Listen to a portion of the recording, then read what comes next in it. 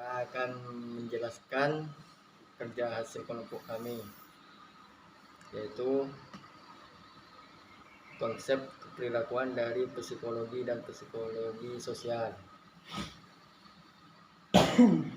Nilai adalah keyakinan dasar bahwa pola perilaku atau bentuk akhir keberadaan secara pribadi atau sosial lebih disukai.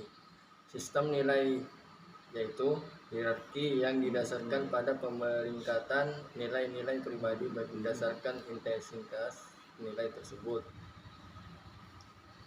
Yang kedua yaitu sikap. Ada 3 hal, yaitu hal yang mempelajari mengenai seluruh tendensi tindakan baik yang menguntungkan maupun yang kurang menguntungkan, tujuan manusia, objek, dan gagasan atau situasi. 3 komponen sikap, yaitu komponen kognitif sikap, yaitu adalah segmen pendapat atau keyakinan dari sikap. Yang kedua komponen afektif sikap, yaitu segmen emosional atau perasaan dari sikap. Yang terakhir yaitu komponen perilaku sikap, yaitu maksud dari komponen perilaku sikap yaitu berperilaku dengan cara tertentu terhadap seseorang atau sesuatu. Sikap dan konsistensi. Yang pertama, teori disonansi kognitif, yaitu setiap ketidakcocokan antara dua sikap atau lebih atau antara sikap dan perilaku. Yang kedua, teori persepsi diri, yaitu sikap-sikap digunakan setelah faktanya muncul untuk membenarkan tindakan yang telah terjadi. Yang keenam, yaitu motivasi. Motivasi adalah proses yang berperan pada intensitas, arah, dan lamanya berlangsung upaya individu ke arah pencapaian sasaran. Itu teori motivasi awal, di mana terdapat 3 teori. Yang pertama yaitu teori hierarki kebutuhan, yang kedua teori X dan teori Y, yang ketiga teori 2 faktor. Teori hierarki kebutuhan. Dalam diri manusia terdapat 5 jenjang kebutuhan, yaitu psikologis, lapar, haus, perlindungan. Yang kedua keamanan, keselamatan dan perlindungan terhadap kerugian fisik dan emosional. Yang ketiga sosial, kasih sayang, rasa memiliki, diterima baik, dan persahabatan. Yang keempat penghargaan, harga diri, otonomi, presentasi, internal status, pengakuan, dan perhatian eksternal. Yang kelima aktualisasi diri, dorongan untuk menjadi seseorang sesuai ambisinya. Kebutuhan yang terdiri dari akuntansi, penghargaan, sosial, keamanan, psikologis. Selanjutnya teori X dan teori Y. Pada dasarnya terdapat 2 pandangan berbeda mengenai manusia. Yang selanjutnya yang negatif disebut teori X dan yang positif disebut teori Y. Teori X dan teori Y. Menurut teori X, 4 asumsi manajer terhadap karyawan. Yang pertama, karyawan tidak menyukai kerja. Yang kedua, karyawan harus dipaksa diawasi dan diancam. Yang ketiga, karyawan akan menghindari tanggung jawab. Yang keempat, karyawan mendapatkan keamanan di atas semua faktor dan menemukan ambisi rendah. Menurut teori Y, 4 asumsi manajer terhadap karyawan. Yang pertama, karyawan memandang kerja sebagai kegiatan alamiah. Yang kedua, karyawan melakukan pengarahan dan pengawasan diri jika mereka berkomitmen. Yang keempat, karyawan dapat belajar menerima bahkan mengusahakan tanggung jawab. Yang keempat, karyawan mampu mengambil keputusan inovatif. Teori 2 faktor, hubungan antar individu dan pekerjaan merupakan hubungan dasar dan sikap seseorang terhadap kerja dapat menentukan kesuksesan atau kegagalan individu. Lawan dari kepuasan adalah tidak ada kepuasan dan lawan dari ketidakpuasan adalah tidak ada ketidakpuasan. Faktor-faktor yang menentukan kepuasan kerja terpisah dan berbeda dari faktor yang menimbulkan ketidakpuasan. teori dua faktor. Yang pertama, faktor penyebab ketidakpuasan dibagi menjadi beberapa bagian. Pertama, kebijakan dan administrasi, penyalinan, hubungan dengan penyelia, kondisi kerja, gaji, hubungan dengan rekan sekerja, hubungan hidup pribadi, hubungan dengan bawahan, status keamanan. Faktor penyebab kepuasan, prestasi, pengakuan kerja itu sendiri, tanggung jawab, pertumbuhan. Teori motivasi kontemporer, teori ERG, teori kebutuhan Bixelen, teori evaluasi kognitif, teori penetapan sasaran, teori hanyut atau flow, dan motivasi intrinsik, teori kesetaraan, teori pengharapan. Teori ERG merevisi hierarki kebutuhan Maslow, yaitu 1. Ekstensi mencangkup psikologis dan keamanan dalam Maslow. Yang kedua, keterhubungan mencakup komponen sosial dan penghargaan eksternal dalam Maslow. Yang ketiga, pertumbuhan mencangkup penghargaan internal dan aktualisasi diri dalam Maslow. Lebih dari satu kebutuhan dapat berjalan pada saat yang sama. Jika kepuasan pada kebutuhan tingkat lebih tinggi tertahan, maka hasrat memenuhi kebutuhan tingkat lebih rendah meningkat. Teori kebutuhan Bixelen. Yang pertama, kebutuhan akan prestasi, dorongan untuk unggul, berprestasi, berupaya keras untuk meraih sukses. Yang kedua, kebutuhan akan kekuasaan, kebutuhan untuk membuat orang lain berperilaku dalam suatu cara yang demikian rupa sehingga mereka tidak akan berperilaku sebaliknya. Yang ketiga, kebutuhan akan pertemanan, hasrat untuk hubungan antar pribadi yang ramah dan akrab. Teori evaluasi kognitif. 1. Teori yang menyatakan bahwa pemberian ganjaran ekstrinsik untuk perilaku yang sebelumnya telah diberi hadiah intrinsik cenderung mengurangi motivasi.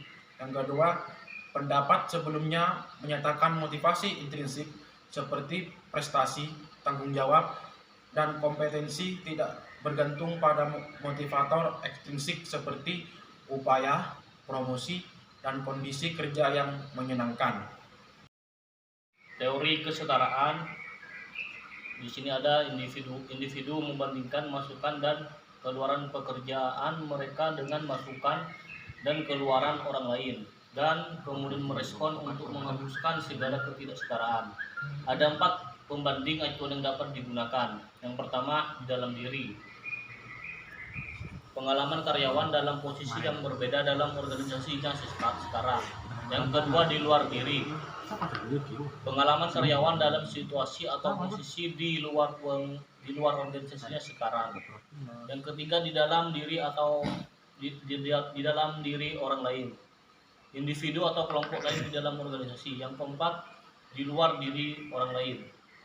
Individu atau kelompok lain di luar organisasi. Teori pengharapan.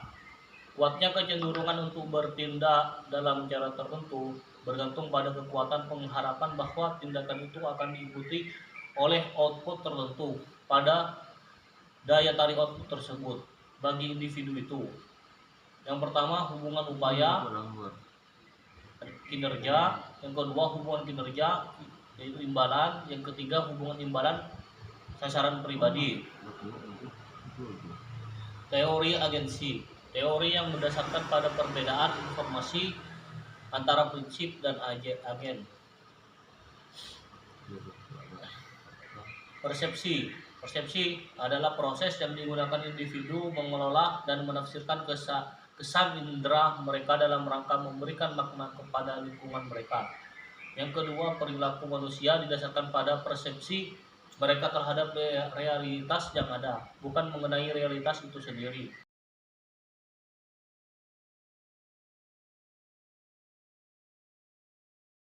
Assalamualaikum warahmatullahi wabarakatuh. Saya akan melanjutkan penjelasan dari rekan saya, yaitu persepsi orang membuat penilaian mengenai orang lain. Yang pertama, teori atribusi. Dapat dilihat dari jalan pintas yang digunakan untuk menilai orang lain. Yang pertama, persepsi selektif, yaitu yang melihat sekilas secara dari luar penampilan. Yang kedua, efek halo. Yang ketiga, efek kontras, yaitu nyentrik daripada orang-orang yang di sekitarnya. Yang keempat, proyeksi. Yang kelima, stereotip. Yang selanjutnya, persepsi selektif. Penjabaran dari persepsi selektif adalah ketika orang secara selektif menafsirkan apa yang mereka lihat atas dasar kepentingan, latar belakang, pengalaman, dan sikap mereka. Dearborn dan Simon melakukan penelitian terhadap 23 eksekutif terdiri dari 6 penjualan, 5 produksi, dan 4 akuntansi, dan 8 lainnya. Setiap manajer diminta untuk merumuskan masalah yang paling penting. Kesimpulannya, para eksekutif mempersepsikan aspek-aspek yang berkaitan dengan kegiatan dan tujuan unitnya sendiri. Pembelajaran yang kita dapat yaitu setiap perubahan perilaku yang relatif permanen yang terjadi sebagai hasil dari pengalaman. Artinya, suatu tindakan atau perilaku yang dilakukan secara terus-menerus akan menjadi suatu kebiasaan. Dari suatu kebiasaan tersebut akan menjadi keperilakuan atau tingkah laku. Selanjutnya, teori pembelajaran. Pengkondisian klasik. Tipe pengkondisian yang di dalamnya individu menanggapi sejumlah perangsang yang tidak secara biasa menghasilkan tanggapan secara semacam itu. Yang kedua, pengkondisian operan. Tipe pengkondisian ini yang di dalamnya perilaku sukarela yang diharapkan membuahkan reward atau mencegah punishment. Yang ketiga, pembelajaran sosial. Manusia dapat belajar melalui pengamatan dan pengalaman langsung. Selanjutnya, kepribadian. Kepribadian seseorang dapat dilihat dari jumlah total cara individu bereaksi dan berinteraksi dengan lainnya. Artinya, suatu kepribadian dapat dilihat dari seseorang bertutur kata dengan orang lain.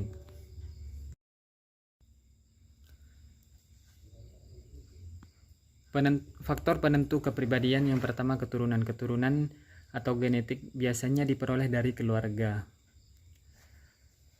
Misalnya ibu atau bapak memiliki watak atau sifat yang keras akan lebih besar diturunkan kepada anaknya secara genetika.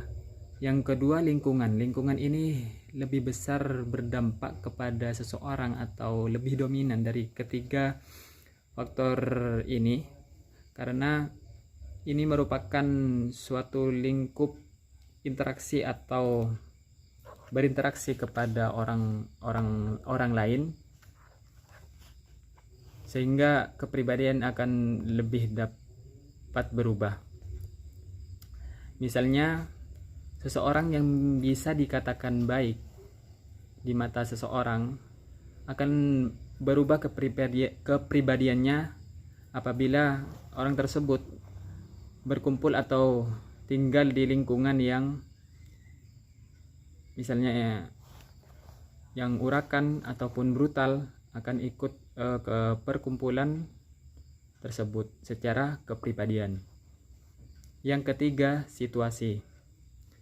Situasi ini lebih ke tertekan. Misalnya orang yang tertekan akan tergoncang kepribadiannya, sehingga kepribadian tersebut akan berubah. Seperti orang yang baik-baik bila mana memiliki kesempatan akan menjadi maling.